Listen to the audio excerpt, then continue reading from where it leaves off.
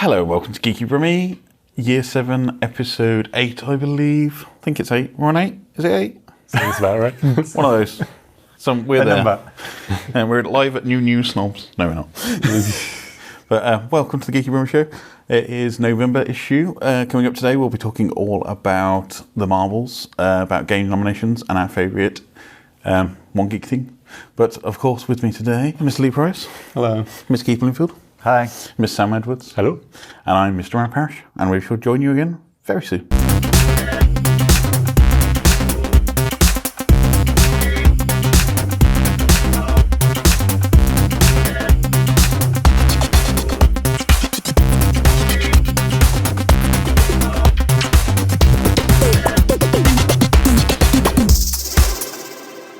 All right, it's Jeff Keighley's annual payday. It's the Game Awards. He gets 3 paydays a year. 3 paydays. Summer Game Fest and Gamescom. Ah, true. But they're not his, though, are they? Well, it's Summer Games Fest is his. Summer Games Fest is, yeah. Yeah, true. So his biggest payday, then, put it that way. Yes. So it's the Game Awards nomination, i.e. the time when game studios say, oh, look, here's all the fun stuff that's coming up, which will never be released, like Knights of the Old Republic Remastered Edition. Yes. So, yes, the nominations are on, so I'm going to hand over to Game expert Leigh. And Leigh, you're going to tell us about what's coming up and what do you think we should be tipping to win. So, okay, the Game Awards obviously are held every year in December, celebrating the best games of the year. And in 2023, that is a lot of games because it has been just a ridiculous year for games, as I've mentioned before. It's the post-COVID boom. Yes, it's basically all the projects that got delayed during COVID have all come out towards the last 6 months of this year. But there's been a lot of really great stuff. Obviously, there's 31 categories for nominations. We are not going to go through every single one of them because, look, I know that you guys really want to talk about the best esports athlete, but I'm sure Matt would, but Matt's unfortunately not with us. Here, so. So keep an eye on his Twitter and he'll probably have an opinion. The only opinion I have on the esports thing is the best esports event is EVO. So that's because it's the only one I actually have heard of because it's the fighting game one. And that's it. Never actually watched it, but Oh wait, no, I did watch the one bit that revealed a new Tekken character, and that was... I'm sorry, I'm very disappointed that the XL tournament is not in the esports category because that is one of the greatest esports of all time. And if you've not watched esports XL Battle, watch it, seriously. It gets very So... Yeah, I was going to say. Anyway, moving back along, swiftly on. I was thinking of the fact that XL is now officially integrated into EVE Online as well. Yep. Which is just insane. But anyway, the big award, obviously, for the Game Awards is the Game of the Year, and as always, there are 6 nominations. There is Alan Wake 2, Baldur's Gate 3, Spider-Man 2, Resident Evil 4, Super Mario Bros. Wonder, and The Legend of Zelda: Tears of the Kingdom. I take umbrage that Resident Evil 4 is in here. Yeah, it should be Hi-Fi Rush, but it's a remaster for a start off. It's a remake. It does make changes. Yeah, but I think minor I think changes. of all of the Resident Evil remakes, it's probably the one that does the least different to the Resident Evil 4 was the game of the year on release, so that's why, because it was already an amazing game, so why bother celebrating a remaster in a year where there's lots of original stuff coming out? But of course, the 2 of those in there are in fact the most nominated of all of them, which is Alan Wake 2 and Baldur's Gate 3. Both of them have 8 nominations total. In addition to the Game of the Year, both of them have been nominated for Best Game Direction, Best Narrative, Best Score and Music, and Best Performance for Melanie Liebert in Alan Wake 2 as Saga Anderson, the FBI agent that is one of the playable characters. And for Baldur's Gate 3, it is Neil Newbon who plays Astarion, who is the vampire guy who's in your party. Should be the narrator personally, but, I didn't pick it. Alan Wake 2 is nominated for Best Audio Design, Best Action Adventure, and Best Art Direction, while Baldur's Gate 3 is nominated for Best Community Support, Best RPG, and Best Multiplayer. So Baldur's Gate 3, although it was a hotly anticipated game, I don't think Larian Studios have ever really come across them before. They did the Divinity Original Sin games. But like I mean, you say that it was a hotly anticipated game. I don't think they expected the attention that it has got at all, even though it's got the D&D license and Larian's like a trusted studio based on the fact that people do rave about the Divinity games. I've never personally played them, but like it had that attention, but it got more attention than they ever possibly thought they would get. Because was it BioWare or Obsidian did the original? BioWare did the original. Did the original too.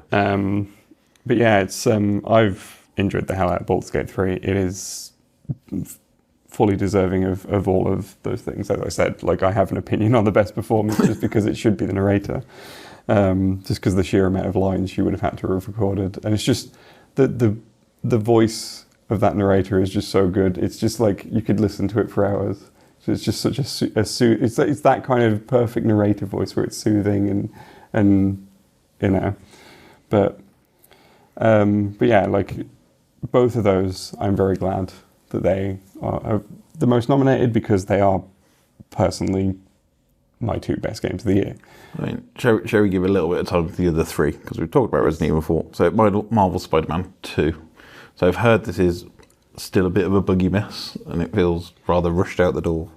Honestly, I haven't really paid much attention to it because it's Spider-Man. I don't care.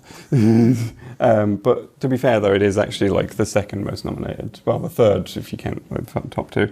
Because it's got 7 nominations, which is also Best Game Direction, Best Narrative, Best Audio Design, Best Performance for Yuri Lowenthal as Peter Parker. I need to not say Spider-Man because there are 2 of them. Innovation and Accessibility, and Best Action Adventure. So it's been nominated for those. Again, I have no real opinion on Spider-Man 2. If you're into that sort of thing, I imagine it's pretty good. But I'm not into that sort of thing. There's been quite a lot of talk about the latest Suicide Squad game trailer. And Harley Quinn is basically just doing Spider-Man across the entire map for some weird reason. It's like, that's not your role, Harley Quinn. Well, people liked the 2018 Spider-Man so much, so clearly Warner Brothers are just like, we'll do that. Doesn't make any sense, but we'll do that. Yeah. It's quite interesting Nintendo with 2 titles here as well. So, I mean, Sam is our resident Legend of Zelda fanboy. That is the only one of the games that's been nominated that I've actually played, I think, but I thoroughly enjoyed it. It's, I say enjoyed past tense. I'm still working my way through it because it is a big old game. But yeah, I think it's beautifully designed. I love the music in it. I think it's been nominated for music as well, hasn't it? Soundtrack. Yes, Best Score and Music. It's also been nominated for Best Game Direction, Best Art Direction, and Best Action Adventure. And art direction, it's a very pretty looking game. I obviously can't speak to the others, but yeah, I think it deserves to be where it is. Whether it's going to beat some of the others, I don't know. Well, what's interesting about Tears of the Kingdom is like at the start of the year, I was like absolutely certain that it was going to be like considered the game of the year. Like if anyone who sort of pays attention to our website knows that every year I do like the top 50 most notable games of the year, and I collect that list as the year goes on. So when Tears of the Kingdom came out, naturally it shot right to the top of that list, based on its Metacritic score and how it's trending and all this sort of stuff. And I was like, it's going to stay here for the whole year. And it's going to. Then Baldur's Gate 3 came out, got the same score as it, and they were running neck and neck. Now Baldur's Gate 3 is way ahead of it, and it's like, all right, fine. But yeah, Mario Wonder's definitely an interesting one. I did not expect it. The drugged version of Mario. Yeah. Basically. That's all I can tell. I've not played it, but every time I look at the trailer, it's like Mario eats a plant-based material and everything gets trippy and he turns into an elephant. Yeah. Well, he has been in the Mushroom Kingdom for like a long time. Yes. I think Shigeru Miyamoto went to the Mushroom Kingdom and this is the problem. I think he went out to the forest in Japan and started picking out random items and went, oh, here's an idea for a game. But, I mean, it is really good, though. That's the thing. Like, I've seen people, like, dismiss it because, oh, it's just a 2D Mario game. It's like, yeah, but have you played it, though? It is really good. It's got 4-player co-op as well. It's got 4-player co-op with, like, I'm trying to remember how many playable characters. It's a lot of playable characters. I can't remember the exact number. But this is the other thing. Every single one of those other games is a single-player experience. And this is the only game. And they seem to be coming very thin on the ground as having multiplayer experiences, but local multiplayer experience. Yeah. I mean, how does the voting system, how does the game win? in these Game Awards? Is it all public vote? It's not. So 10% of it is public vote. The other 90% is a jury of Jeff Keighley's wallet. It is. It's a jury of people within the press, basically. I think I can't remember. It does say on the site like which sites are involved in the voting process. I know that like there's a few from the UK, there's a few from the US, and there's a few from like around the world here and there. So it's not just like Jeff Keighley's mates are voting. Because at least that alleviates the danger of just public block voting. Because literally, if I was thinking, if this is down to the public, everybody's just going to vote for Baldur's Gate 3, and nobody's, there'll be one or two people that vote for Mario. But to be fair, the press are probably going to vote heavily in favour of Baldur's Gate 3 as well. So, but it's kind of weird, that Game of the Year's list, because I'm thinking it shows where I am in my gaming life, to the fact that the only Game of the Year that I played it in 2005. So I haven't played any of the other games, and Resident Evil 4 I played like on the GameCube when it came out. As I said, apart from Super Mario Brothers Wonder, every single one of those is at least 40 hours worth of time investment. And if you haven't got the time, well, Element 2 isn't. It's more like 20 hours. But that's still a considerable time investment, is what I'm saying. But when you say that, and then it's like you see people who binge watch TV shows that are like 15, 16 hours, and it's like, well, you're just sitting there passively, at least with a game. I can't binge watch anything anyway, but so I've struggled to find games time, but it's the cost of them as well now. It's like, it's a bit of a, like, I'm thinking, am I going to drop down 70 quid for a digital release? Because I've got an Xbox Series S, so I'm kind of limited to digital releases. So I can't pick up cheap physical copies. So you kind of think, well, it's going to take me 6 months to play it. I probably won't actually play it for 6 months anyway. So am I going to drop 70 quid now, or shall I wait until there's a sale? So it's what I did with Cyberpunk. I mean, I've recently picked that up when it was like 20 quid. I don't think I'd have bought it at the time. I've still like hardly even touched it. But it's amazing how much that game's turned around. Me and Leigh was talking about it before we started recording. It's like with a 2.0 update, it is fixed quite a lot of the grumbles that I had when I first played it on release. Yeah. It's still missing massive chunks of stuff, like the whole metro system's still missing, but I think modders are pretty much taking the ball with that and running, and they're fixing all the stuff. But that's the PC only experience, so limiting if you're on console. But the whole thing, but Cyberpunk is another one that's got a lot of nominations this year. It's got 4 separate nominations, and a big chunk of it is because of Phantom Liberty coming out, and they obviously hadn't done all the update.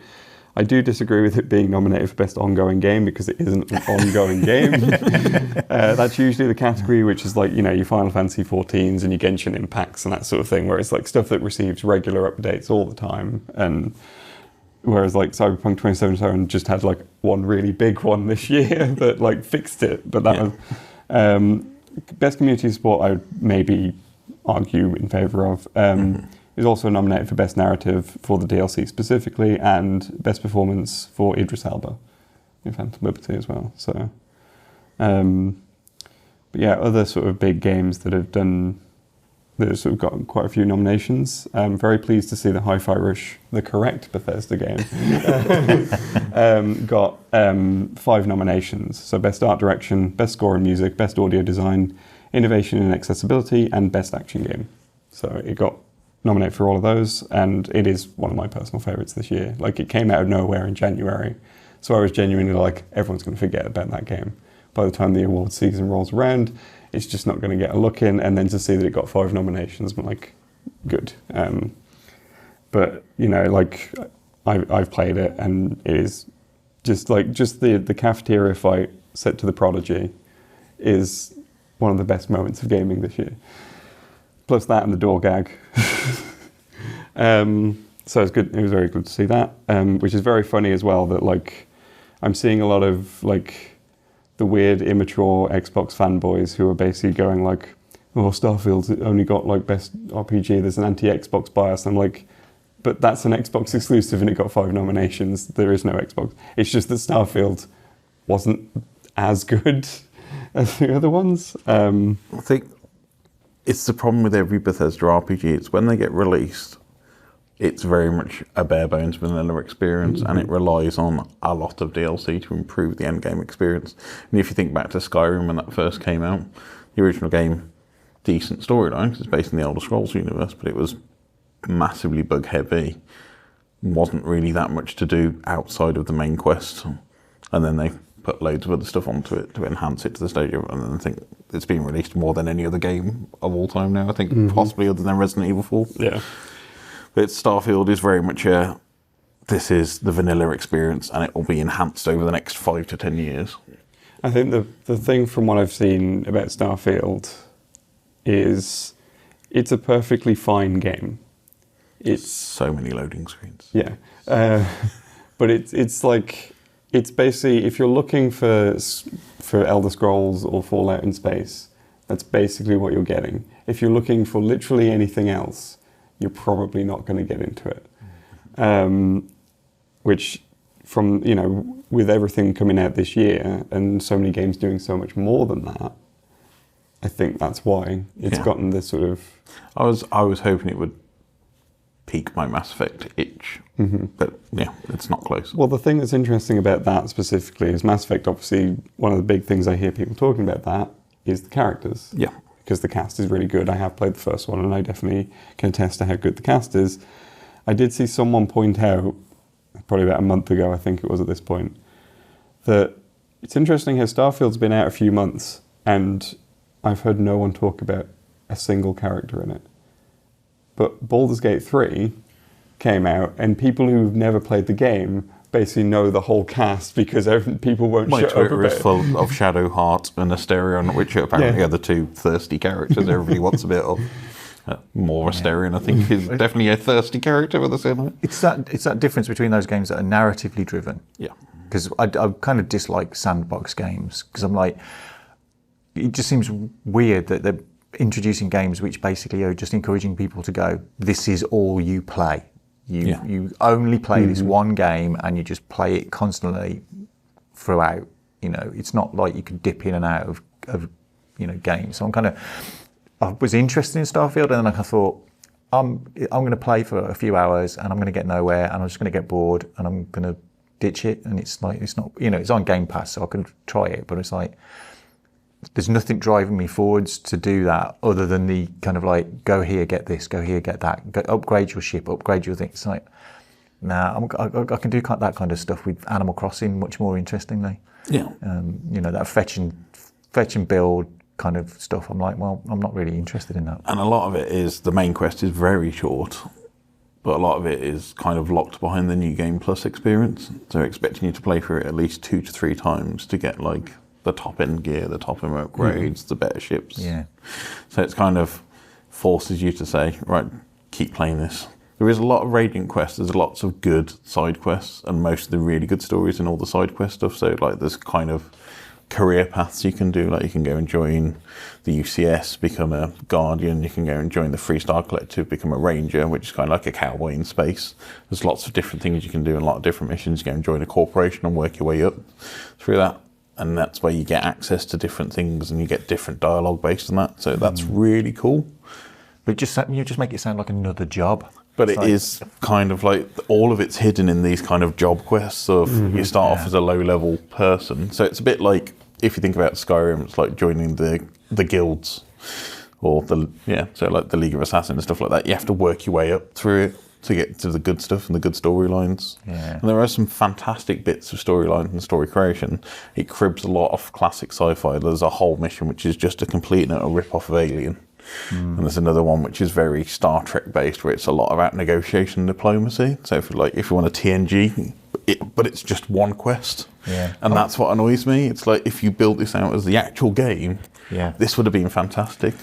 I'm just thinking, wouldn't it have been much more interesting if I had the option to just be the guy who mops up after everybody's been through the spaceport? And that's my entire... You've already got every that game I game. just go, I'm just mopping up. And I'm that just, game we're already going out exists. for a beer and we're slagging off all the space captains. It's like, yeah. That game already exists twice, because you've got the Power Wash Simulator, and what was the other one that they did? Viscera Cleanup or something. Viscera Yeah, but Cleanup. the Power Wash Simulator, that was just ridiculous, because who gets their crap that dirty? I mean, that was seriously, like, literally everything wall to wall. You're just going to go in there and go, no, I'm not cleaning this up. You've got a serious problem if this entire room is covered in brown. It's like, you should change your The diet. good news is you can clean the DeLorean now. That just came out. So much DLC for that game, it's insane. It's basically limitless. Look, what else can we clean? Just any character model or thing. It's like Empire State Building, Statue of Liberty. It made me so happy that the first DLC they announced was like, here's Lara Croft's manor. I was like, yes, I will clean that. But yes. Best adaptation I wanted to talk about as well. Yes, so best adaptation is...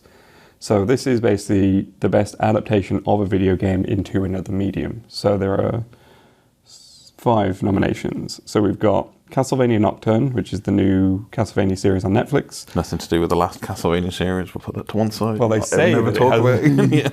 Yeah. We've got Gran Turismo, the movie. We've got The Last of Us on HBO. We've got the Super Mario Brothers movie. And we've got Twisted Metal, the Peacock show that literally only people in America can watch because it's on Peacock. Which I've heard a lot of good things about. Apparently. I thought it was a very curious franchise to pick. Yeah. It's basically just, wasn't that based on Death Race 2000 itself? It's So also kind just of like Sony forget that exists. They haven't released a new Twisted Metal game for over 10 years, so you know. It's like a Roboros of thing. It's gone for the full circle of, we'll base a game based on this like kind of culty trash movie. Yeah. And then we'll make a series based on said game, which is now based on the film. It's very weird. The only reason I wanted to say it was because Gran Turismo was, of course, your favourite film of the year that you enjoyed so much. My opinion on Gran Turismo being nominated is because They needed 5 for the game. I believe there are 5 nomination slots and 5 adaptations got released this year. But I feel I should add, my mum really, really enjoyed Gran Turismo and kept recommending it to me. I never got round to watching it, but like she really wanted me to go and see it because she thought it was that good. But strictly speaking, it's not an adaptation. No. It's the story of some kid who played a game who got to drive a car. So he's got absolutely... The adaptation's of a competition, not about the game itself. Yeah, yes. So it's not an adaptation. So that shouldn't be there at all. And also, like, if you look into it, you find out that the timelines are just all over the place. They don't make any sense in regards to the actual events. Mm-hmm. Yeah, I mean, there was an actual competition they ran. I think it was around the PS2 era. Was it PS2 or PS3 era? It was Gran Turismo 5 that they competed on. It's based on a real thing that happened. And I believe the guy is still a professional racing driver. I think he races for Nissan in Japan now, I think. So he's doing well for himself, but you know, his story isn't that interesting. Well, I think everybody knows The Last of Us is going to win. Yeah, it has to be. Yeah. Yeah. I'm trying to think. I'm trying to remember what actually won last year, because I know there was the category did exist before, but yeah, The Last of Us is almost certainly going to win it. Like, I think the Super Mario Brothers movie has done incredibly well, but I don't think critics are going to push for it as much as The Last of Us. I've seen both, and of the two, The Last of Us is the better. Arcane. Which, of course. Oh, yeah. No arguments there. Yeah. But yeah, like The Last of Us show is great. It's a great adaptation of its source material, but it's also just great in its own right as well. So it'd be very interesting to see, like the season 2 and how they're going to handle what comes next. So, I mean, any big surprises for you? I'm trying to think what. I think Diablo 4's not really had much. I think they're in multiplayer and... Yeah, Diablo 4 is in... Did I write those down? Innovation and accessibility and best multiplayer. I know Diablo 4's kind of had a bit of an interesting journey, because like when it came out, people were like, oh, this is really, really good. And then people kind of got to the end game and then went, oh no, this is really, really bad. And so it's kind of had this weird mixed life of like being, on one hand, some bits of it are really, really good and other bits are just not great. I think most of what I've seen is probably been sort of expected. I'm surprised to see Jedi Survivor in a couple of categories, just because I do remember the launch of that. It was a mess. I don't know if they've fixed it yet. Well, City Skylines 2's in Best Sim, and that's breaking everybody's PC. Best. Oh yeah. The story behind that is great, because they decided, let's have every single person in your city be a high-res model. Yes, and they're rendered in real time. Yeah. even to the state of they rendered the teeth on the models. Bearing in mind, they're going to be like tiny on your screen. So you've got people with like RTX 4090s and like 13900Ks going, this is unplayable, getting 24 So unsurprisingly, frames. it crashes all the time. But sim strategy is definitely an interesting category because I've seen people who are deep into strategy games say, this category is awful. Like, you clearly didn't have a single person who plays strategy games on this jury. Because, like, obviously, like you said, City Skylines 2. I think I've heard mixed things about Company of Heroes 3. Pikmin 4, which was a massive title when the Cube came out, is now just, well, we released this. Well, Pikmin 4 has done pretty well. And it is a good strategy game from what I've heard. It's just probably not what you'd immediately think of. In terms of, you know, people have pointed. I'm trying to remember what I saw someone suggest instead, but there's definitely been like more.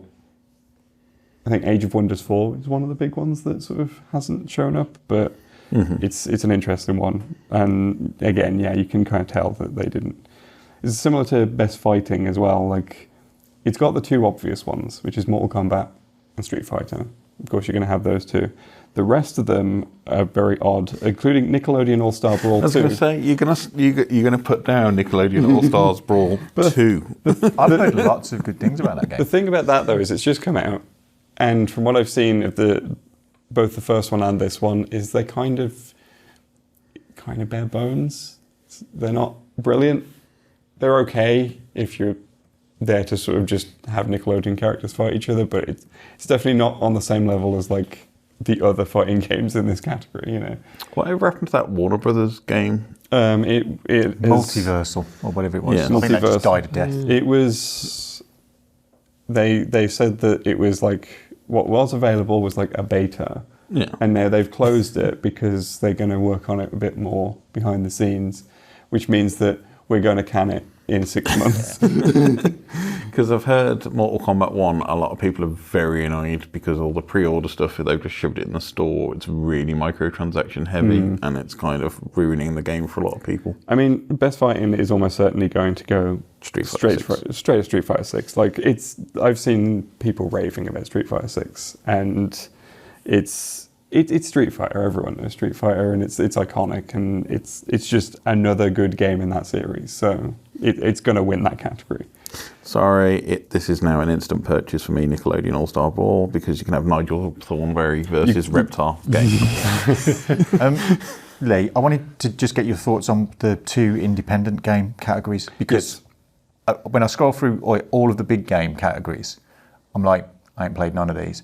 Yet, pretty much, I've played most of the games that are in the independent categories, which just goes to show where my gaming likes are. It's where the innovation is. But what are your thoughts on the games that have been listed there? So I've not played Viewfinder, but I'm very interested in it just because it's doing very interesting things. Because it's like you take pictures and you place them into the environment and it shapes the environment. It's very like MC Escher painting, kind of in how it's done. Sea of Stars is really good. I've been playing through that.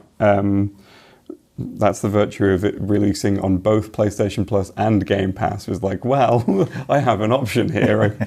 I played it on PlayStation just because it's like I've got more space on my PS5 than I do on my PC. So Dredge is supposed to be really, really good. It's basically like, it's a fishing game, but it's a horror fishing game. So like you are like going out and you're fishing, but the waters are basically haunted. There are eldritch horrors living in it. Some of the fish you drag up are definitely not normal fish. Yeah, Lovecraftian style. Yeah. I've played Cocoon. I really liked Cocoon. I'm assuming that's not a licensed title. That's got nothing to do with the movie. No Wilford Brimley. No, I've actually reviewed Cocoon, and it was just such a good experience. So you're playing this like weird little bug man, and you can kind of come out of the world and then carry the world around in a little orb, and you can place the orbs inside each other and kind of create weird little effects with all the worlds stacked together. It's like, I don't know what kind of mind thought of all that at all, but then there's the controversial one, which is Dave the Diver. Not because it's a bad game, but because it's not an indie game. It's not an indie game because it's made by a developer who are owned by the Korean corporation Nexon, I believe. And I think they're like billion in the billions dollars category. Yeah, they're massive. So it's absolutely not an indie game by any stretch of the imagination. A lot of the same games are in the debut indie, but we've also got Pizza Tower, which I've seen people rave about. I've not played it myself, but I haven't played that one. But I think I'm slightly put off by the art style. It's very sort of like Nickelodeon in the 90s is the art style for it, but like it's the kind of stuff that I really didn't latch onto as a kid. So, and there's Venba, which is basically like it's kind of so it's the story of kind of being an immigrant, like an Indian immigrant in Canada, and sort of how you kind of maintain your cultural heritage, and the game focuses on food. So it's basically a cooking game. So it's just about that, and I've heard people sort of talk very positively about that. So. It was on Game Pass. I'm not sure if it's still there, but it looks really cool. Mm-hmm. The art style's really nice, I think, and it's one of those sort of stories where it's a good, nice little personal story. It just feels for me that all these indie games have got so much more interesting things going on in terms of gameplay and story and representation than any of the major. It's very, very good, Keith. But it's like 64 quid or something on Xbox at the moment. So I was going to touch on mobile game as well, because I think it's the only mention of Honkai Star Rail, which is surprising because it's available on Epic Game Store, I believe. I think you can get it on Steam as well. You can't. I think on PC it's just as its own launcher. Yeah, because I have it as its own launcher, but it's also on PS5 as well now. But it's massive. It's absolutely massive, and I was expecting it to pop a few more, even in possibly best game category, because I think it's one of these things though where because it's predominantly a mobile gacha game, it's got the stigma of being like, oh, we can't put it in Game of the Year because it's a niche audience, and it's why you don't see racing games in that category as well, or you don't see fighting games in that category. I can't say it's a niche audience though, because it's one of the biggest selling games. But as far as like the Game Awards and stuff is concerned, like the Game of the Year has to be like it has to appeal to a lot of different people. And it's got to fit into like this weird. It's an odd one. It's just weird because it's in the category with Hello Kitty Island Adventure. Apparently, no joke. Apparently, Hello Kitty Island Adventure is supposed to be really good.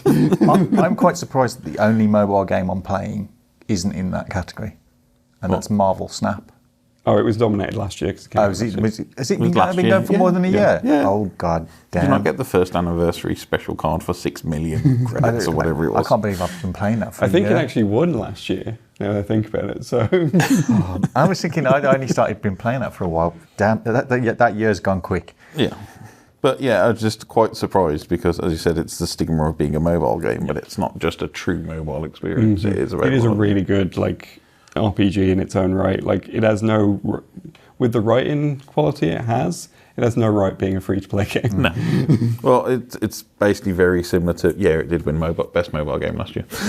Marvel Snap, by the way. Yeah.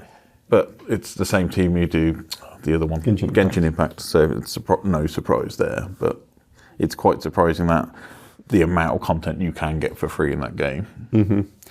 One thing I do want to highlight as well is the best VR and AR game, the game that I would pick because I played it and it's really good. It's ridiculous. It's Humanity, which is basically like you're a Shiba Inu and you do queue management. It's a very bizarre game. That sounds like a great game. But it's like I saw it in there and I was like, it had a VR version. Like, I genuinely didn't even know that there was a VR version, so I'm like, okay. That was the other thing as well, the last game, because we're running out of time, but Armored Core 6, I was expecting a lot more because it's From Software, and the Game Awards love From Software so much. Yeah, it only got Best Action Game, and I do find it interesting. I think it is just because it didn't quite... I think the Armored Core stuff isn't quite as wide-reaching in its appeal as like Dark Souls or Elden Ring and stuff. And I think it's one of those things where like there's so many good games that have come out that it's like, because it had quite a bit of noise around it when it came out. It's like, it's a From Software game. And a lot of people are putting it on their like personal game of the year lists, but I think like when you're weighing it up, I think I would maybe make an argument of like putting it in game of the year, but taking either Spider-Man or Resident Evil 4 out. So I think of those are the two that, like as we've said, like Resident Evil 4 is a remake, and that's the problem. But I think the Spider-Man 2 as well isn't really doing anything. It's just Spider-Man, but more. Yeah. It's just more. If we're rounding up, I just wanted to get your thoughts on what was in the most anticipated game, which I'm reading here as the description is, recognising an announced game that has demonstrably illustrated potential to push the gaming medium forward. And I'm looking at that collection of 5 games going, really? The only one I would actually, and I know it's a company you hate, being Ubisoft, but I'd say Star Wars Outlaws is the only trailer I've seen this year and went, that is a game I want to play. But they've deliberately done that by going, look, you can get in your ship and fly from the ground to space. And I reckon that's just basically covering up a loading screen. And it's like, you're not going to have that much control, and it's just going to look cool the first 2 times you do it, and then you're going to go, oh God, I just want to get to be honest, with the amount of loading screens in Starfield, it would be nice just to have a little bit of no control. But I think in that category, it is very interesting because I would play 4 out of 5 of those. Yeah. And the only reason that I wouldn't touch Hades 2 is because I haven't played the first one. But you say you play 4 out of 5, which I'm looking forward to 4 out of 5 because it's the anticipated. Yeah, but would you say that those games have the potential to push the gaming medium forward? No, I think that wording makes me go, I could understand you're excited to play these games because they're cool. Yeah. If you just said games that we think are going to look cool. It's marketing speak, isn't it? Yeah, it's full-on marketing speak. So I've played the betas for Tekken 8, and it's just a better Tekken, right? It's Tekken. It's they should call it that, not Tekken 8. Just go, better Tekken. You missed over the best thing. What was the beta called, Leigh? Well, there were 2. There was the CNT, which, if you look at that on paper, you can very easily read Tekken 8 CNT is a very strong brand. Then they had the closed beta test after that, so they had CBT. And considering what that's also an acronym for, But yeah, like of those, like Star Wars Outlaws does actually look interesting. Yeah. I think part of the reason that it got my attention is because I saw the little robot and I went, I want to hang out with that little robot. Well, they did that with Jedi Survivor and Fallen Order, wasn't it? It was like, it's a cute robot, PD-1. Like a Dragon Infinite Wealth, it's a Yakuza game, so it's going to be great. But again, it's a Yakuza game, so it's just being more Yakuza. Aren't they? They're no longer Yakuza. They've completely gone back and they're all Like a Dragon now. They're all Like a Dragon, which is the original Japanese title, but it is very confusing. I mean, the big innovation that Infinite Wealth is going to have is it's going to have an entire Animal Crossing game inside of it. Keith's like, because I've heard about this, because in the latest Like a Dragon game, they put a Sega Rally racing game. Daytona USA 2. Which was never released over outside of Japan, I think it was. So everybody's like buying Like a Dragon just to play the Daytona racing game. What I like about this Animal Crossing, it's not actually Animal Crossing, obviously, because this is not releasing on the Switch at all. Yeah. But it's basically, if you take the concept of Animal Crossing and have Yakuza characters, that's what you're getting. So you're still playing as Ichiban, and you're going around your little island, and you're building your houses, and you're... That sounds horrendous. I get enough trash talk from characters on Animal Crossing when I haven't picked up leaves for 6 months. Imagine what Yakuza are going to be doing to you. And then obviously you got Final Fantasy VII Rebirth, which is basically just the second part of a remake from 1997. It's very good. Like, I played the first part of it, so... We need to have a debate about this at some point. Are remakes and remasters worth it? I know we've touched on it previously, but I am getting kind of bored now. It's like, we're just going to remaster another game. Mm-hmm. And then they'll promise a game which I actually want remastered, like Knights of the Old Republic, and then Embracer Group implodes. Yeah.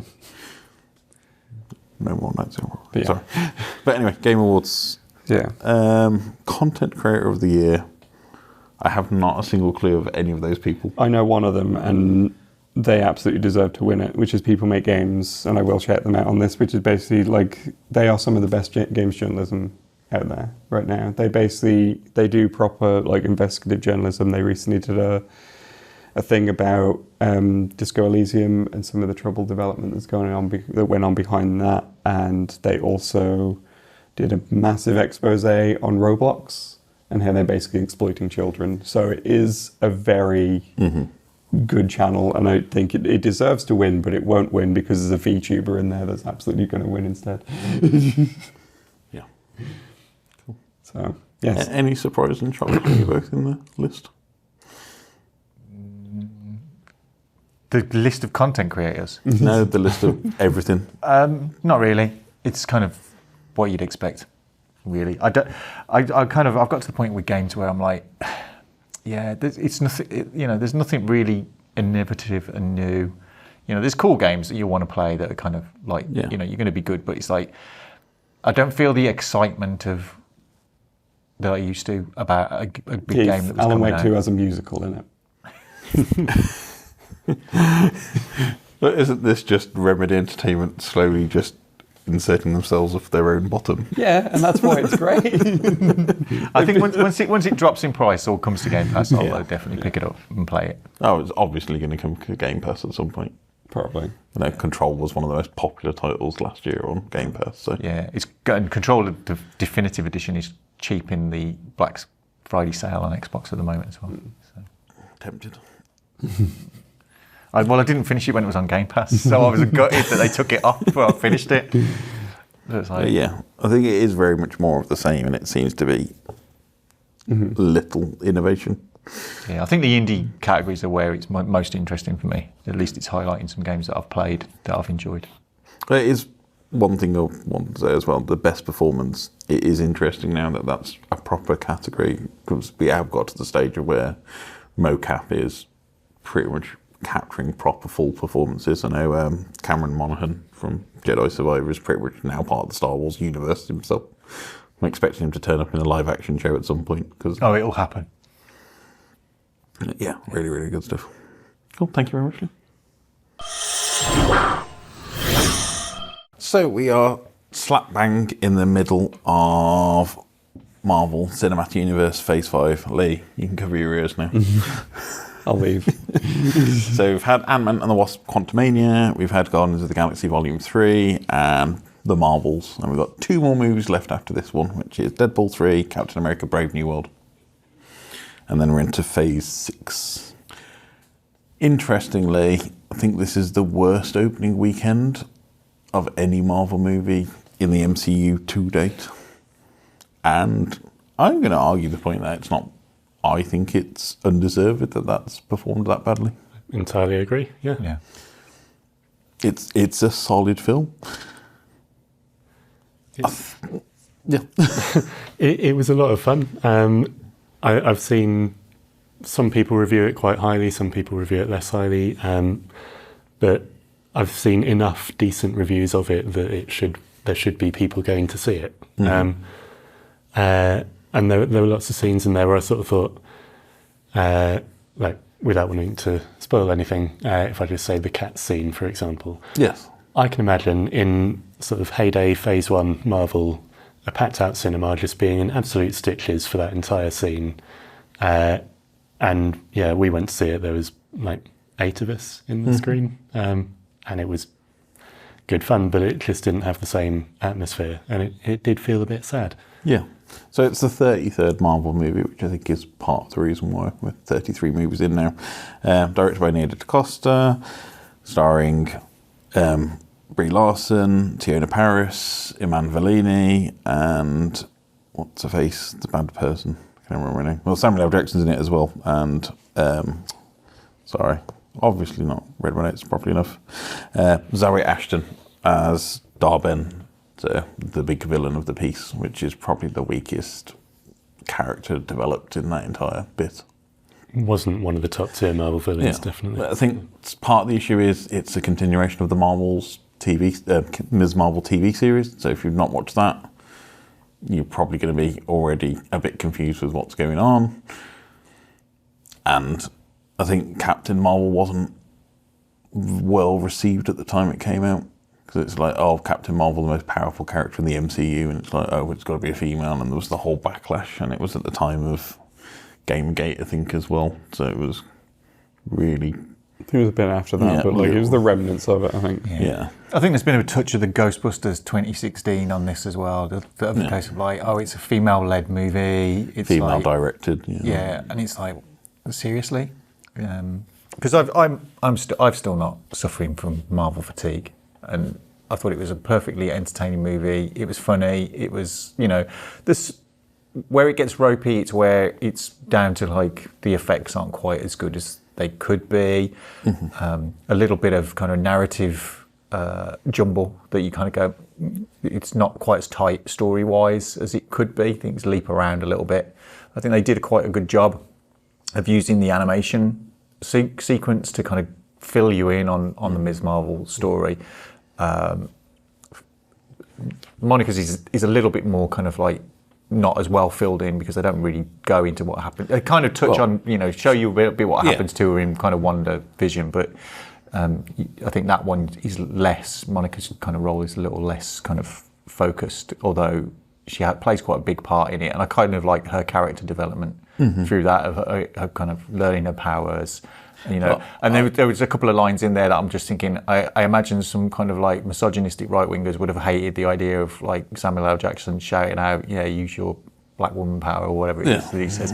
And it was like, it was fun, it was fine. I just think, I like her whole rejection of the superhero thing as well. It's like, she is a superhero, but she refuses to have like a superhero name. It's like, no, my name's Monica Rambeau, and that's what you're going to call me by. I don't need a stupid name. Yeah, that was quite a good running gag throughout the thing. Because obviously, Kamala is like so hyped on the idea of like, we're all superheroes now. This is so cool.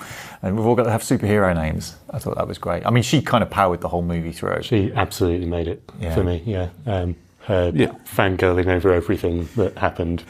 I just never got tired of that at all. And the whole kind of, towards the end where you get that kind of throwback to the end of Iron Man, and you just go, that's just so cool. And that it feels so natural for it to be that character doing it as well, that you just go, oh yeah, that's really cool. It's been talked quite a lot about Iman Vellani is the highlight of this movie, and I fully agree with that. I think it really helps that she herself has been such a fan of Marvel all the way through, and it comes across in interviews that she's so enthused and she fully enjoys being in the universe. She loves that character. She is fully invested into it, and she wants to bring out the best of it. Yeah. I think that's where Marvel needs to go now with that. It's too bogged down in its history. 33 films is a lot of history to drag with you to every new film that you're going to be going to watch. And so the idea of going, we're just going to ditch all of that and go off with a bunch of new characters who are exciting and fresh and new, and just go, we've done that, let's go somewhere else. And I think that's could turn Marvel's fortunes around in terms of like getting away from this idea of like people going to a movie going, oh, it's the 33rd. Oh, do I need to know? I don't want to do homework for anything. It's like, I mean, it's $275 million budget, and it grossed almost $118 million. So it's made half its money back. But it's only in 1 week. You can't write off a movie on its box office takings in a couple of days. Saying that, Keith, we went less than a week after release. We went on a Tuesday, went for the IMAX screening. There was 8 people in the screening. We were half of them. Yeah. So that's kind of quite worrying going forward. I think over the course of its life, it won't be a flop. But because I really dislike that idea that the news venues were like 2 days after its release going, Marvel's biggest flop ever. This is like disastrous for Marvel. The problem is this is like the attitude actually comes from the studios up front, because like if it doesn't perform well in those opening weeks, they'll just be like, oh well, it's terrible. Because remember, the whole point of companies like Disney is that we want to make all the money now. At all times, and what a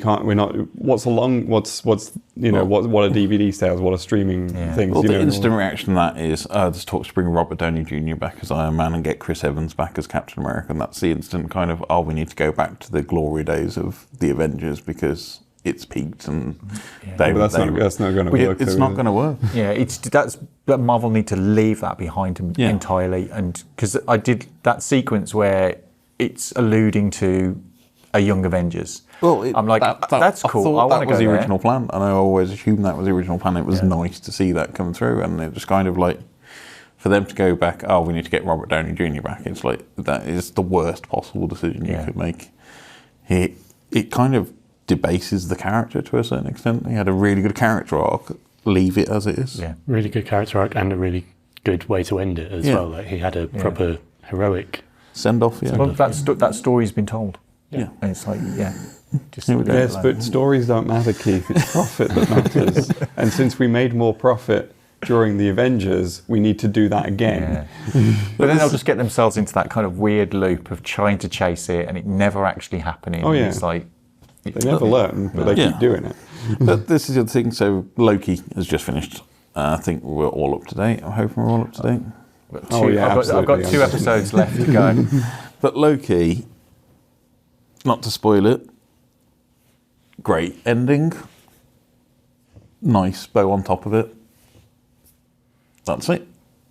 And then we got What If, and then we got Echo coming up, and then we've got the Agatha Darkhold Darkness series, and then we've got Ironheart, and then we've got Daredevil Born Again. That's all part of this. And we've had Secret Invasion. I hated Secret Invasion. I don't think there's any kind of lie to that one. It was probably one of the worst Marvel series, probably the worst Marvel series by quite a margin. Yeah, I don't think, it didn't feel like it added anything that's going to contribute much to the story.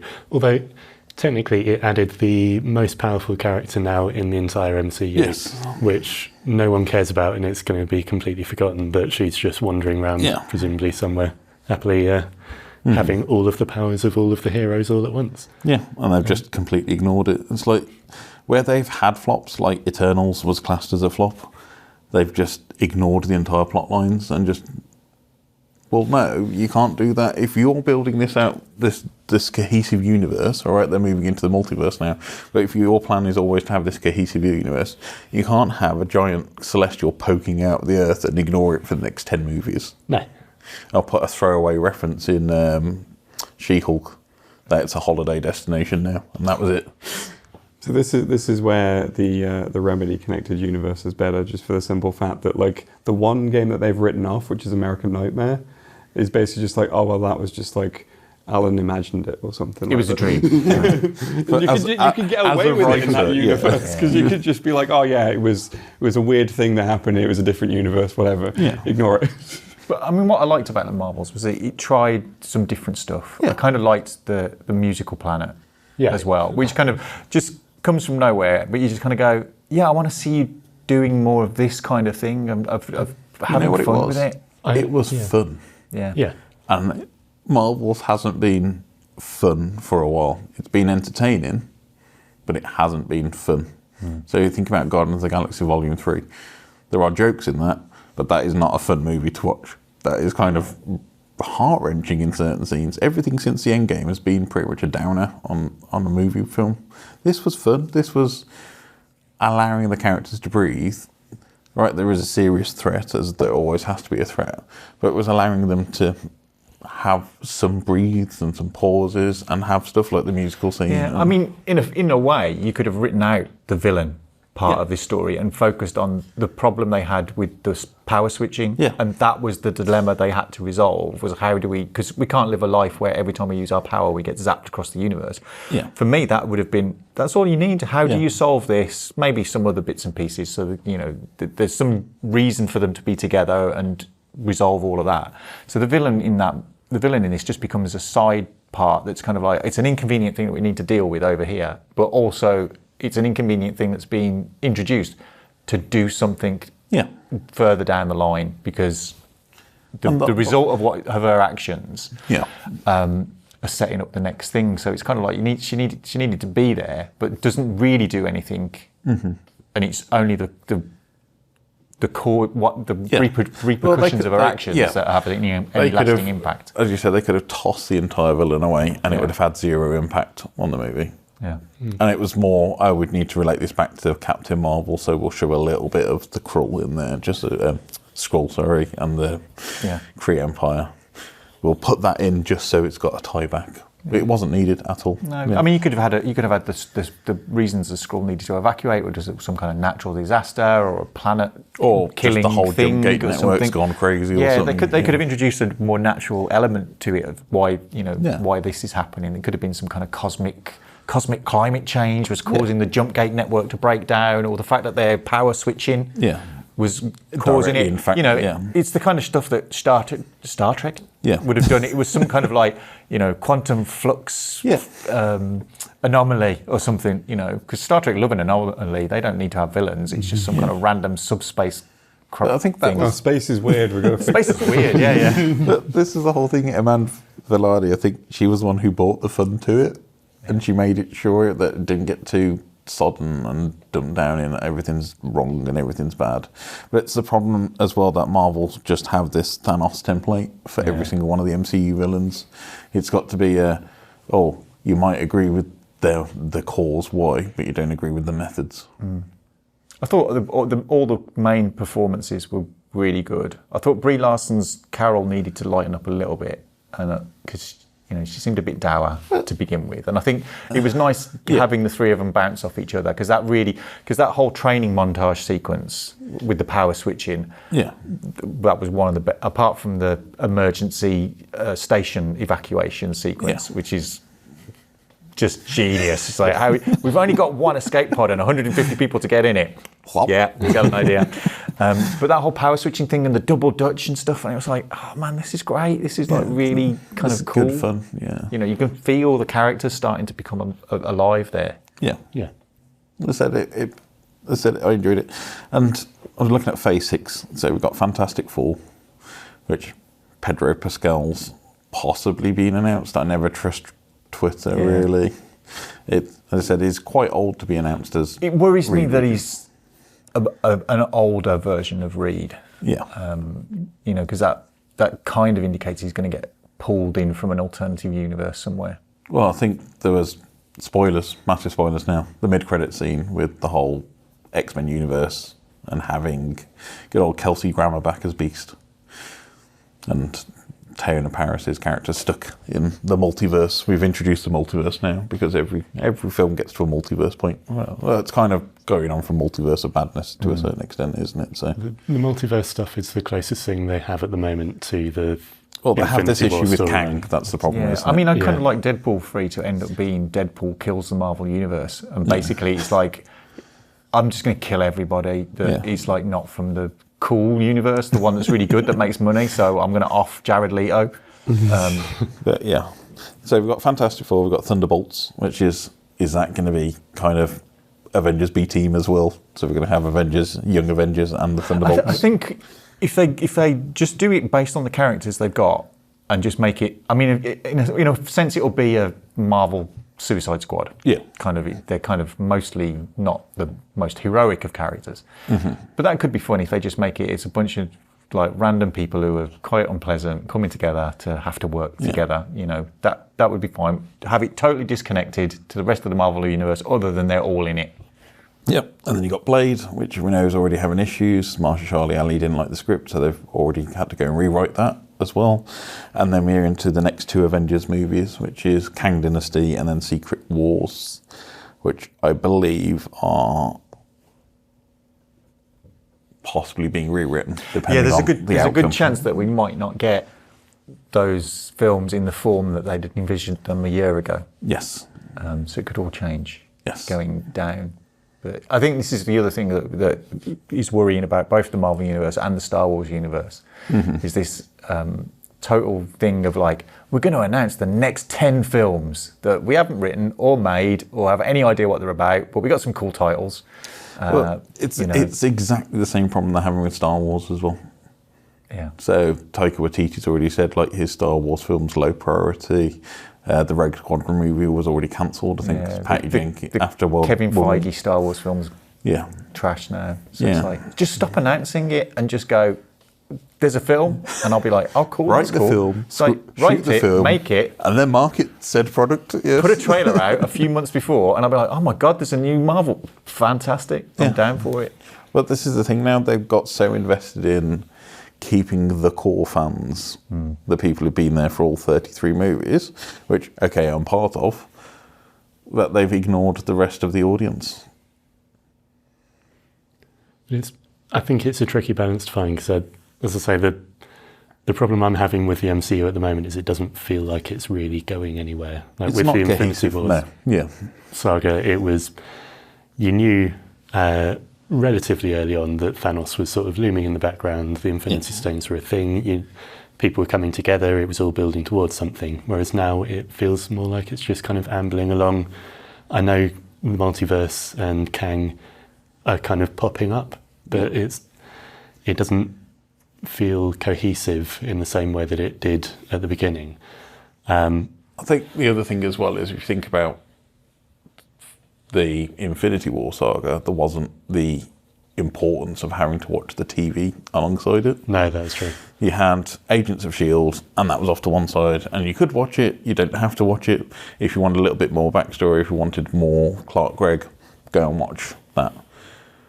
The Netflix stuff, completely standalone, so Daredevil, Iron Fist, all that stuff, go and watch that if you want to. Doesn't really impact the films. All you had to do was watch film. Now we're at the state of all the backstory is so enveloped into, we need to watch every single bit of content to get the full picture. It's the definite move they've made away from the first few Marvel movies, because the build up to Avengers was really nothing. Yeah. There wasn't really. It was it was pretty much all of those post-credits. films were standalone films that would work on their own. There was the kind of tease at the end. Yeah. It wasn't mainly part, because Captain America is a brilliant example of what Marvel should be doing, and it's like, here's a action-packed World War II adventure story, boom, film done. I think they need to move away from the idea of it's all interconnected. Just have it interconnected in a way that these are all characters that live in the same world. Yeah. And they can be cross-references. We can say, oh, I heard that Captain Marvel was doing this or whatever. Yeah. But just tell one good story in and of yourself. The TV series, do that in your 6 episodes. A film, tell one story. You could still build it together. You could still do a kind of like an Avengers film where you go, right, in the story, there's a reason for us to pull all these characters together to deal with a problem. But we don't need to be doing that problem through the previous 5 films that all have to interconnect. Yeah. And it just hinders your ability to tell a good story, because all the writers are like thinking, how do I make this connect? How do I relate this to everything else that's going on? And I think that's a bad thing for the films to be doing and for the creators involved, rather than just going, we've got great characters who can be involved in great stories. It's like, I would love to have more Captain Americas that are set during the Second World War, or more adventures of Carol as Captain Marvel off in the galaxy doing who knows what. Worth of place where they could slot stuff in for that, haven't they? Yeah. I mean, to a certain extent, the Guardians of the Galaxy's films did that. Yeah. Because pretty much, apart from the first one, it's mostly disconnected from the rest of the Marvel universe. It's just doing its own thing. The Thor films have done that. Yeah. Where it's just been Thor's doing something. Yeah. He's off in space doing his own thing. And the characters are good enough to be able to carry it by themselves. They don't need to be...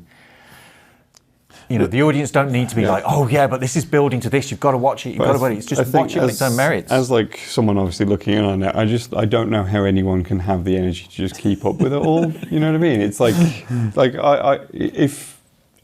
like Guardians of the Galaxy does appeal to me, because it's like a bunch of weirdos in space just going on goofy adventures.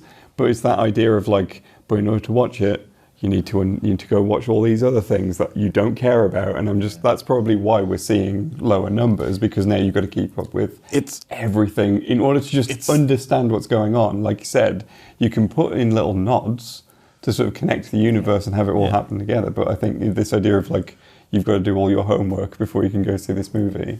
Yeah, it's a bit tedious. And with what 33 you said, 33 movies plus at least 10 TV series if you count the Netflix stuff on top. That's a year's worth of viewing on its own if you didn't watch nothing else. But I think in terms of the Marvels, I think if you're on the fence about going to see it, get off on the side that leads you to the cinema to go and watch the Marvels. Yeah, it's definitely worth going. It's not 4 hours of turgid cobblers. It's less than 2 hours of some fun, some cool characters, cute cats. Samuel L. Jackson just being Samuel L. Jackson in his closest, to his usual persona. Because I was thinking at some point he's going to drop a mother effer here, because he's getting to that point where he's just going to do it. He's just going to do it.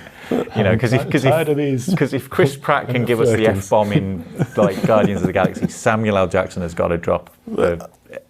We've got to wrap up, but the only other thing I was mentioning is we haven't really discussed about is having the family dynamic in there as well, and how we get Kamala's family. Ms. Marvel's family coming into the film. I love her parents the so overbearing much, mother being in there is the best thing about it. And her brother as well, who's like, I love as well. There's absolutely no reason for them to be brought onto the space station. No. They're just there for fun. No, absolutely no reason at all. And then you've got the dad who's an accountant, with this guy who's like an Asgardian, explain to him how to set up a Roth IRA. And it's one of the best scenes in the movie. And it's like, and how old are you? And this guy looks like 20, and he's like, I'm 375. and stuff like that is exactly why it's worth watching, because it just goes, who cares about the serious stuff? Here's some fun with some characters you can relate to. Yeah. And so that is is good. Yeah, it's just fun. As I said, it's less than 2 hours, which is weird for a Marvel movie nowadays. We're all expecting them to be at least 2.5 hours long. So it's nice to just have something where you can just sit down, watch it, and kind of just breathe for a little while before it all goes dark and moody again. Yeah, you genuinely smile and smirk and laugh at points in this movie. Yeah. You kind of go, that's cool, I like it.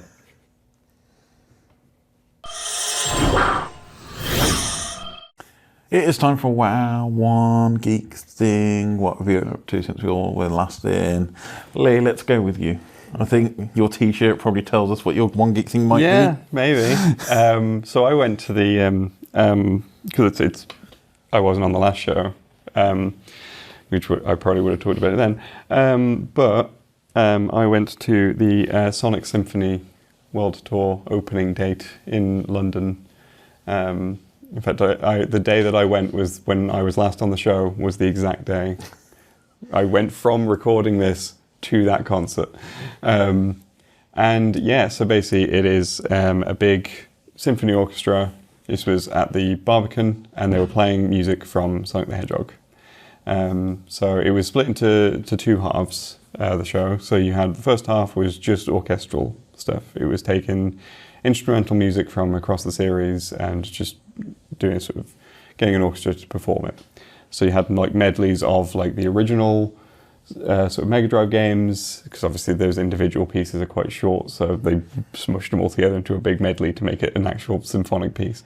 There was a Chow Garden medley at one point, which was bizarre. I did not expect them to do that. I think they did a few things from Sonic Colors, a few things from Unleashed, and things like that. So that was the first half, and the second half they brought on a rock band in addition to the orchestra, and they performed a lot of the vocal themes from across the series, because inexplicably Sonic has for years had just butt rock theme tunes that just are there all the time. And then this specific date as well, they actually brought out the original composers for some of the stuff. So they had Jun Inoue, who did a lot of the Crush 40, a lot of those rock themes, but he's done a few things within the series here and there in addition to that. But they also brought out Tomoyo Otani, who does a lot of the music these days. I think he's largely the lead composer for a lot of the Sonic projects.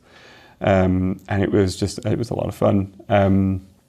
They did a really good job with the background screen, and they were putting little clips of the games to go along with it, but they timed things in there to the music, and they put little very clear in-jokes and things. So during the Sonic 1 medley, they were showing Labyrinth Zone, and there was a whole montage of deaths during the Labyrinth Zone, because anyone who's played the original Sonic and played through the Labyrinth Zone remembers just dying a million times in it. So that everyone was you could hear the crowd just chuckling at that, because it was yep, that's relatable.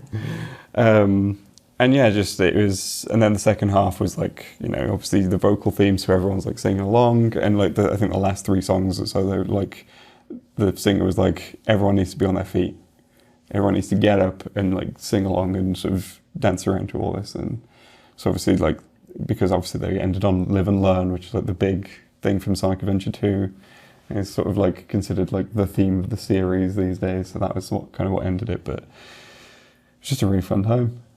First time I've ever been to like a video game concert of any kind. I did consider going to the Final Fantasy concert that was on my birthday in Birmingham, and I was like, no, I don't know if I want to go to that.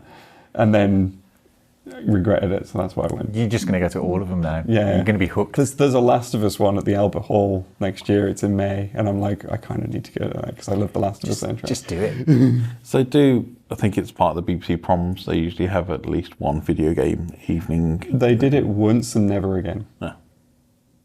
I don't know why. That was really popular, I think. Yeah, last year they did one, and then like for some reason this year they just didn't bother. Yeah, they kind of put it in and out with the kind of film one. So there's like usually there's usually like a more popularist one. So the game one they did, it was okay. It wasn't. I think the curation of the music was it had some weird choices in there. Like there was definitely like some weird. Like I think there was one like they did like a medley of something from like the Commodore 64, and I think you could kind of feel the crowd being like, what is this? But I think it's one of those things that's just going to become more and more popular as popular culture embraces it. The BBC does cover a lot of video game music through like its output. It you know, I think like BBC 3 does have a show dedicated to video game music. I think Classic FM started. And Classic FM does one as well. So, but yeah, like it was definitely a fun experience. You know, just to get to hear this sort of music performed by an orchestra and. Was there any veiled references to Michael Jackson? No, not at all. Surprising that, because there's always, as soon as anybody mentions Sonic music, the thing instantly the Michael Jackson reference. The thing with Sonic 3, which obviously is where we've got that. Yeah. I think like there's weird issues around the Sonic 3 soundtrack as a result of all this, and I think like they just don't touch on it at all. I know there's a bit of controversy around Sonic Origins changing the soundtrack a bit. So. Which is surprising because it's one of the better soundtracks. But the only sort of reference to like that sort of Sonic 3 was the Sky Sanctuary theme from Sonic and Knuckles, which Sonic and Knuckles is the side of it that's very much not mired in the Michael Jackson stuff. So they kind of perform that a bit more often than they do anything from the base Sonic 3. So, so yeah, it was a good time. Yeah, I mean, as I said, video game music is often overlooked. But it's probably where a lot of composers probably make their bread and butter nowadays. If it's not on TV, it's in gaming.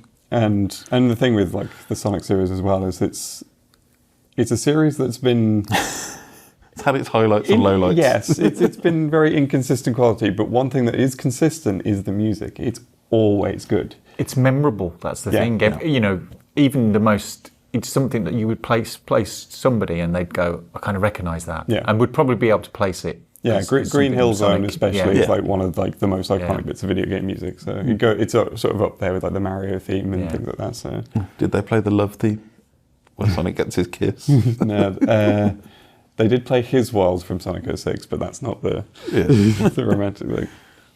No, it's cool, awesome. But yeah, I think if there are events like that, go out and enjoy it. Yep. Cool.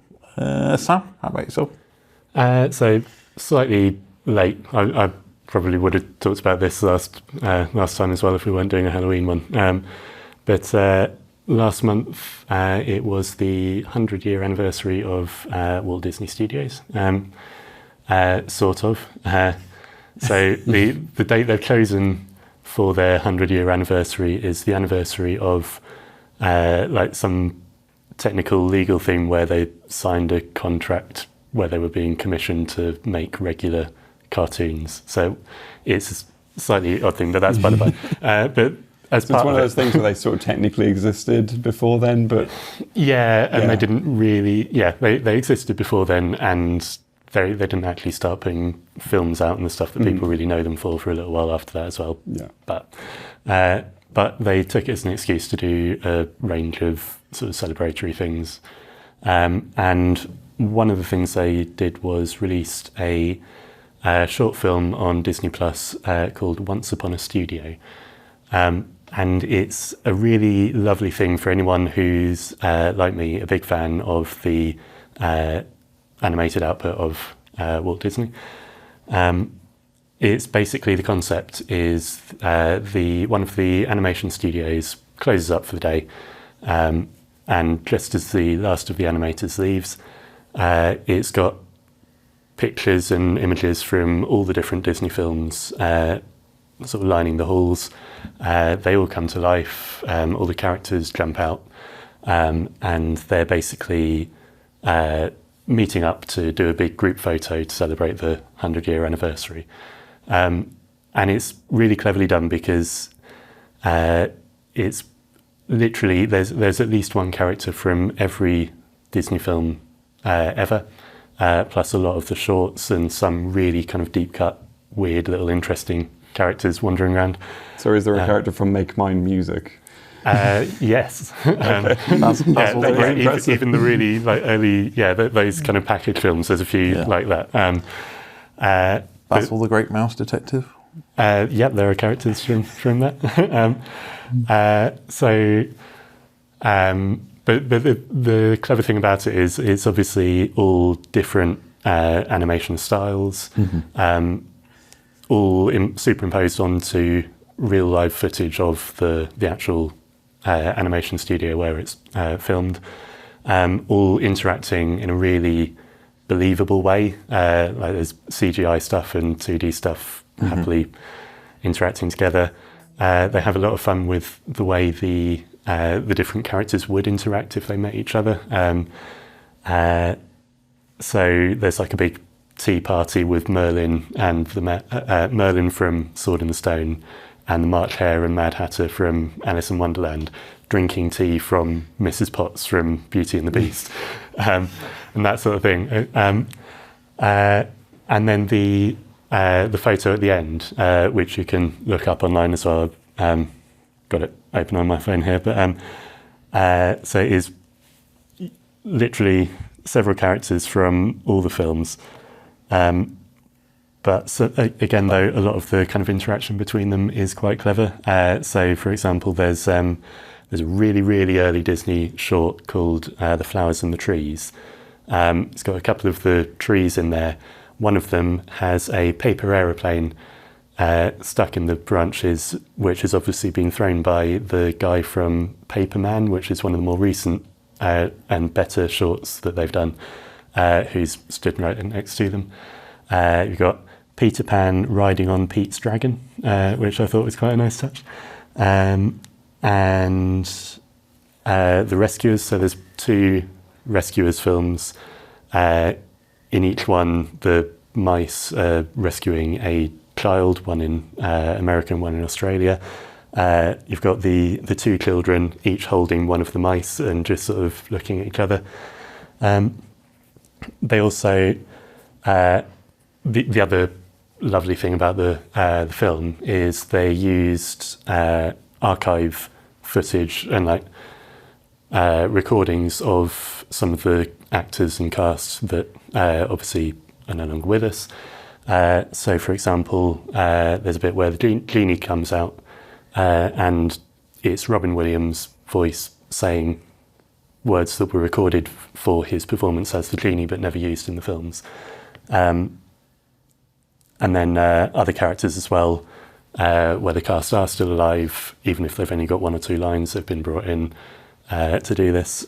So, yeah, just really, it's only about 10-15 minutes long, but so much attention to detail and care and thought has gone into it.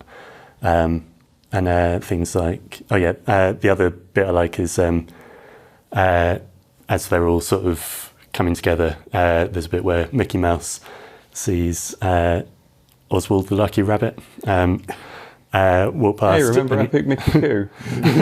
But he steps back and goes, "Oh, after you, sir," and like shows him a bit of respect as the one that came before him. So yeah, it's very short, easy to watch on Disney Plus, and if you have any love of the Disney films, I'd heartily recommend it. Awesome, thank you. Probably slightly airbrushed history, but well, Yeah, it's celebrating the art, not the art. Exactly. Yeah, it's a great example of, regardless of what you think of Disney as a company, it's the impact of those characters on literally every person on this planet.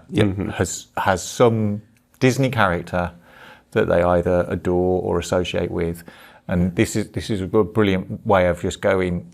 This is the history. These are the characters that we've created, and everybody in that whole film. There's ones that you just go, oh, I'm so glad that's there, or you just go, oh, there's something for everyone. Basically. Yeah, it just shows how much that Disney legacy has actually had an impact on popular culture entirely. Yeah, I think the closest it comes to perhaps the murkier stuff is there is a bit where Mickey Mouse does sort of look at a photo of Walt Disney and just has a little kind of sentimental sort of thank you kind of thing, but it's done in a very sweet way. Regardless of what you think about Disney himself, like you say, he did create this thing that has impacted lots of people. It would be difficult not to have some reference to him in there. But then they, as well as a big portrait of Walt Disney, they've also got portraits of all the animators and like the people who actually put a lot of the work into it. So yeah, it's done well. Awesome, thank you. Worth checking out. Keith, how about yourself? Well, I'm going to focus on something I've not watched yet, but I'm looking forward to. It's a new show on Apple TV Plus, and it's Monarch: Legacy of Monsters, which is a TV show based around the Legendary Pictures versions of Godzilla and King Kong, which also happens to feature some of my favourite actors as well. Kurt Russell happens to be the lead, which is quite interesting because it's set in various time periods. So it goes back to some of the stuff that was happening in Skull Island. We get some flashbacks to John Goodman and his visit to Skull Island, but also Kurt Russell's son, Wyatt, who you might also remember being John Walker in Captain America and the Winter Soldier, plays the younger Kurt Russell in a bit of... Brilliant. Strong bit of casting. It's brilliant. So this is kind of like the first time really we've had anything like this where I'm getting loads of Godzilla. And so I'm kind of looking forward to this because we've got Toho doing Godzilla -1, which is kind of... is that kind of a follow-on to Shin, or is that separate? It's not really a follow-up as such because it's set in the past. So it goes back to... It's more going back towards the kind of origin stories of the original Godzilla. So it's a different version of the character. So it's not the same. So the one in Shin was massive. This one's a bit smaller, and it's set in a different time period. But I'm quite happy that this Legendary series is kind of doubling down, and it's kind of... I'm hoping that it will give us more of the monsters than we've had in the films to date, which has always been my kind of bugbear with the previous films, apart from King of the Monsters, which doubled down and just went, yeah, we're just giving you all the monsters all the time, which is my favourite one of the series so far. But Apple are releasing it on a weekly basis, so there's none of that naughty binge watching stuff. You're going to have to wait. Well, I mean, you can wait and just binge watch it when it's all out. Yeah, but you're going to have to wait, and then people haven't got that self-control. So I'm just hoping we get more Godzilla, more King Kong. Would like to see them pull back some of the other characters as well, and I'd just like to see less of the Mutos, which aren't as interesting character designs as the kind of original Toho stuff. So I'd like them to bring in more of the Toho monsters, because there's loads that they haven't touched on yet. I kind of want to see how the time flipping stuff goes and what they do with kind of what happened in Godzilla versus Kong, and whether it will lead into whatever the next one's called, the Godzilla versus somebody, whatever it is. But I'm kind of excited. I just want more. I want more monster movies. You know, we've not really had as many. Kind of Pacific Rim kind of died a death after the second one. So don't get rid of the main person. Yeah, this Legendary series has been I've quite enjoyed most of the movies. I do want to stay, because I double checked I don't know Wyatt Russell from the Marvel thing that you mentioned. I know him from Black Mirror. Ah, okay. Because he was in that one. Yeah. But I mean, that's just a bit of genius casting that you cast your son as Hugh. I don't imagine... Well, they did the same thing. Was it Straight Outta Compton? Where they got Ice Cube's son. Ice Cube's son played Ice Cube. So it looks quite good because you could take Wyatt as a younger Kurt, and I kind of like Kurt Russell because he's just a dude. And I watch movies where he's Santa Claus. So and I've enjoyed both of those. In Goldie Hawn, he's Mrs. Claus. So there's a whole. He likes to keep it in the family, does Kurt.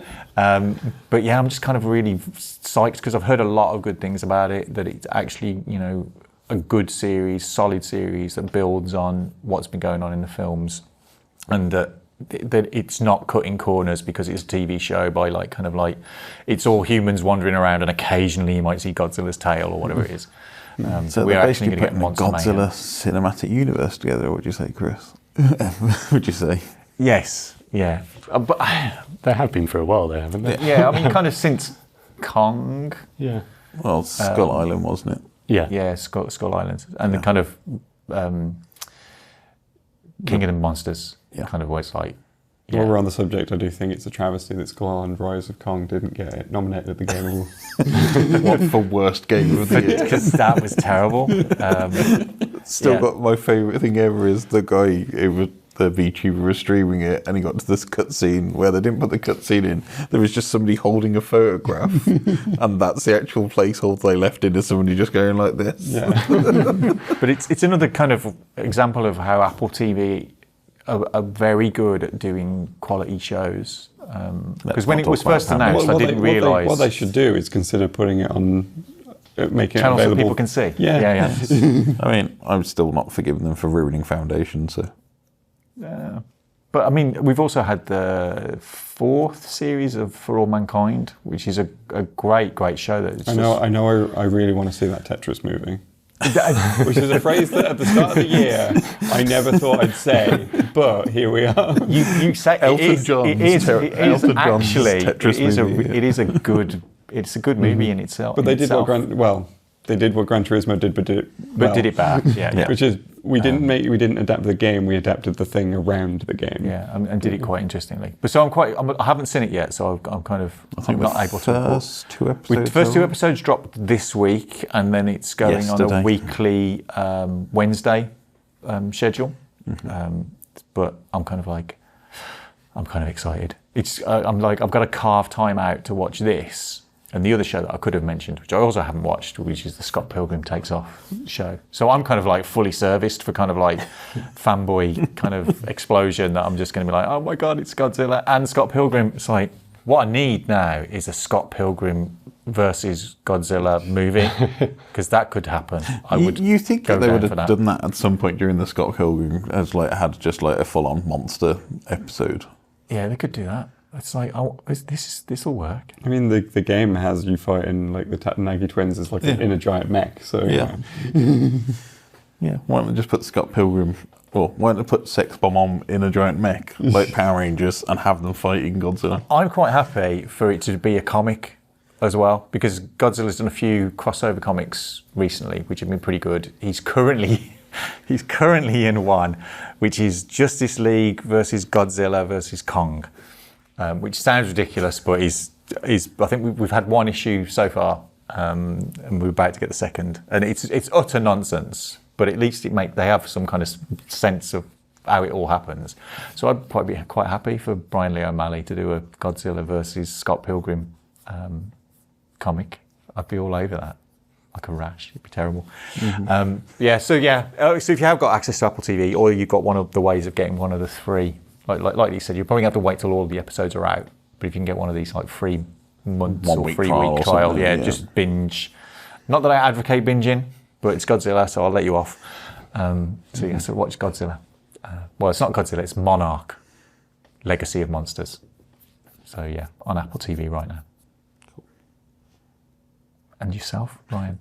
I'm going to steal another TV show because something's came back recently, which I really, really enjoyed the first series of, and it's a Robert Kirkman franchise, which isn't Walking Dead related, which is now spun off into its own kind of death spiral of spin-off shows now, isn't it? Like Walking Dead Daryl, Walking Dead the dog from episode 1 is going to be back in There have been 2 Walking Dead games this year. Yeah. Which no one's paid any attention to.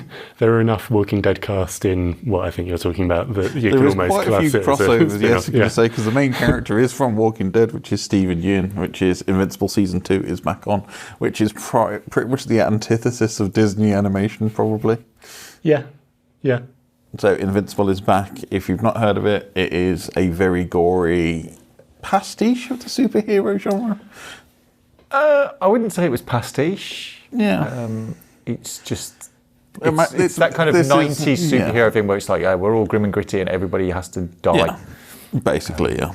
So if you've not watched it, go and watch it, and I'll put spoilers in now. So like the first episode starts off with one of the characters killing the rest of their version of the Justice League. That's episode 1.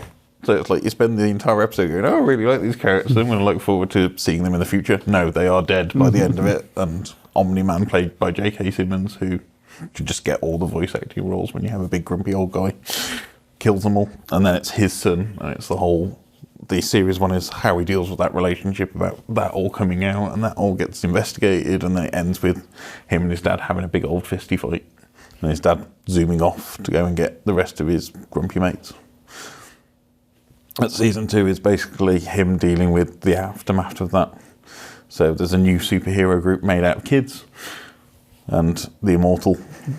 The Immortal gets beaten on quite a lot in this show for no apparent reason. He's just like the punching bag. Like, he ends in one of the episodes in season 1 as a head, but his character is the Immortal, so he always keeps coming back, basically. But it's quite hilarious that he always gets beaten down for no reason, even being immortal. Yeah, it's such a fantastic cast. I mentioned Stephen Yeun, J.K. Simmons, Sandra Oh, Zazie Beetz, Walton Goggins, Gillian Jacobs, Jason Mantzoukas, Zachary Quinto, Fred Tatasciore, Mark Hamill, Clancy Brown appears quite a lot. So there's pretty much some voice casting royalty in there. It's, they have John Hamm as a brief cameo. Yes. Yeah. Very brief cameo. Because why not? Yeah. And the new series also has what's his face? His name's gone, but Optimus. It has Optimus. Peter Cullen. Thank you. Yes, Peter Cullen. Yes, and the guy who I can never remember his name of from This Is Us is in it as well. Milo. No, not him. Not one of the sons. Oh, you mean Green Arrow? Justin Yes. Paul. Yes. Justin something. Yes. Yeah. Him. He's Green Arrow. Yes, but yeah. Yeah. Did you watch the Atom Eve special that came out? I really enjoyed before? that. I'd actually quite like them to do one of those between each one of the series, like introduce the other characters, because they have a fantastic cast list. I appreciate it's a superhero thing, but I think you'd enjoy it because most of the footage is just superheroes being ripped apart and killed. And next year we are getting the Atom Eve video game. Yes. Right. So you could play the video game version. I mean, to be fair, Omni-Man is also in Mortal Kombat 1 now. Yes. Yeah. And they're coming to Fortnite, I believe. Probably. Yeah. They're doing an Invincible crossover, which is kind of like, Fortnite's for kids. This isn't really the characters you want to be introducing to I know Fortnite. John Wick's also in Fortnite. I think like there's no rules in Fortnite. Alan Wake's in Fortnite. Yeah. But could you imagine like Omni-Man just comes and starts ripping apart? I mean, don't forget, in Fortnite you had the Emperor has returned. So, it's all bets are off. But Yeah, basically, so it's the outcome of what happened in season 1. You're the son of the most powerful superhero on the earth, and basically you're the insurance one about him going crazy anyway. That's the only reason he exists. And you failed to mention your favourite actor that has a voiceover in it as well. Seth Rogen. Yes. He even does the laugh during it. It doesn't even attempt to be anything other than just Seth Rogen. It's so funny. I'm surprised he just doesn't light up a spliff halfway through. It's like, you read the comic and you go, that is not the voice I heard in this character at all. But yeah, I mean, it's a fantastic cast. I mean, Robert Kirkman's been heavily involved in it, you can tell that as well. But it's taken a completely different parallel to the comics. It's not a straight adaptation of the which comic I enjoy books. sometimes, because sometimes that's what you want. Sometimes you want some variety. Yeah. And I know some people get really annoyed when comics get transformed, that it doesn't stick to the whole mythos. But I think if you're getting someone like Robert Kirkman involved, and he's kind of, well, I wrote the comic, so I can do what I want with it. Yeah. So. Well, I think it's good to do it that way, and it not just be a straight adaptation, to actually take the premise and make it interesting and different. Yeah. The same with The Boys. There's another example of, like, I detest the comics, yet I thought the TV show was great. And then that was the strength of Gen that V show. is just finished as Yeah. well, which I'm also watching. So I've got 2 shows about superheroes and very bloody and gory kind of horrible things happen. Yes. I mean, the first episode of Gen V sets the scene for that. It does, but episode, I want to say 3 or 4, there's something that it's stuck with me for a while. Yeah. If you watch the last deeply series of The unpleasant. Boys, I think they surpassed that with the whole superhero orgy episode. That was bad enough. That was pretty bad, yeah. But yeah, the particular scene I'm thinking of from Gen V, I don't want to spoil anything, but if I say, as a man, it made me rather squeamish. And I will leave it at that. Yeah. Yeah, there's things in that stay with you for a while, but it's nice to see people playing with the superhero genre to a certain extent. Yes. And I know The Boys is quite old as a comic book itself. Yeah. Well, Invincible is quite yeah. an old series as well. But they're two very different ways of doing exactly the same thing of what if actual superheroes were what normal people would be like. Yeah. Yeah. I mean, there's a whole, again, massive spoilers, there's a whole bit in season 1 where Omni-Man goes about, yeah, I'm married, I have a wife, but she's like a dog to me. It's like having a pet, and it's like, I love for her, but I love for her in the same way that I'd love having a cat. And you're like, wow. Yeah. But that's exactly what happens in The Boys and Gen V. Of if you're a superhero, you don't really have any kind of reality around life for normal people. It's just they are fodder. I mean, in a personal way. And Homelander in The Boys is basically what if Donald Trump had what was Superman. Yeah, basically. Which is a horrific concept. But yeah, like you say, it's subversive, but somehow more realistic in a way. It's how people would behave if you randomly gave people superpowers. It's what's nice about the Invincible show as well. It's animated, but it's bright. Yeah. It's not all dark and kind of moody. No, it's like they've taken Marvel colour and just made it adult. Lots of red. Splash lots of red everywhere. But they've stuck with like traditional design superhero costumes, isn't it? Yeah. There's a whole episode where it's like there's a guy where they make Invincible suit, which is one of my favourite scenes in season 1. It's like, I'm just trying to pass off some old designs that nobody else wanted. Yeah. It's like, you sure you don't want this one? And then that suit turns up in in this season as well. There's a lovely bit as well in the Atom Eve special where Omni-Man shows up, and he's obviously like they mentioned that he's just changed his costume, and he's like, oh yeah, apparently everyone's walking around with a big like the first letter of their name on their chest now. And the Immortal looks down, oh, is that what that is? I like as well the fact that Amazon are eking it out as well, that it's like an episode every week rather than like dropping it all at once. Because I do like that model of releasing a show. It's like, make us wait for it. It's fun sometimes to have that. It's fun to like decompress and think about something afterwards, because that's the problem with binge watching. It's like next episode, next episode, next episode, next episode. So I did that because they just dropped Bleach, The 1,000-Year War on Disney, the season 2, and I watched it all in one day.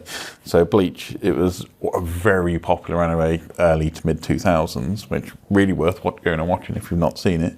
But this was kind of like they got to the stage where they'd run out of comics to make, they ran out of manga to continue the series because Kubo Tate was writing it at the same time.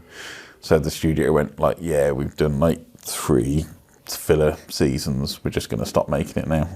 So now, 20 years later, they finally got to the stage of, we're going to go and continue the series. So it's really, really, really good if you enjoyed Bleach. Yeah. It's one of the big 5 shonens at the time. It was Bleach, One Piece, Naruto, Dragon Ball, and I can never remember the other one. But they were like the big series back in those days. So, but yeah, if you like shonen, go and watch that as well. Yeah, I recommend if you can pick up the Invincible omnibuses as well. Yes. The comic's really good, and shows the versatility of Kirkman as a writer as well. Because he has done some other stuff that I've quite liked. He's done one with dinosaurs in, which I quite liked.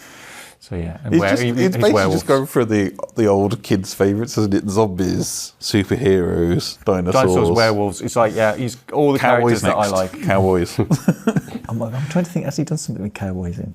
Probably has, but yeah, but the comic Invincible's worth reading, and it won't really spoil the TV show. No, there's it's kind of really diverged off. There's themes that are similar, but it's not the same story as such. But yeah, recommended both on Amazon Prime at the minute. Thank you for joining us on the Geeky Brummie Show this issue. Leigh, where can we find you online?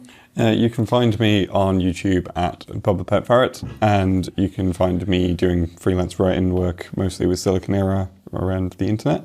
You can also find me on Twitter at TheCheapFerret, and on Geeky Brummie, usually on Fridays, doing a gaming roundup.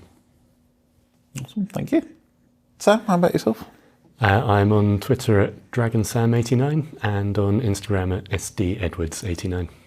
Keith?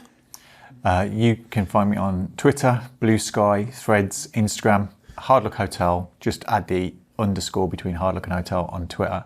But otherwise, it's every Wednesday on the Geeky Brummie website with my comics of the weeks, and the Geeky Brummie Twitter handle on Wednesdays with all the other books that I recommend you check out. And you can find me at Ryan Parish, at Random Things on the Internet. I ain't going to go for the full list. But you can find us all at Geeky Brummie on Twitter, Instagram, Facebook, Blue Sky at some point when I'm not lazy enough to finish setting that up. But at geekybrummie.com, as I said, the Game Roundup and Comics Roundup every week. And YouTube, which Keith started doing the Comic of the Week on as well. You're attempting a YouTube short every week, folks, yeah. But it's a fantastic way to get your comic pick and fill up your long books. But yeah, wherever you get your podcast, which you're either listening or watching this on. But yeah, thanks very much for joining us, and we'll see you again soon. But for now, goodbye everybody. Bye. Bye.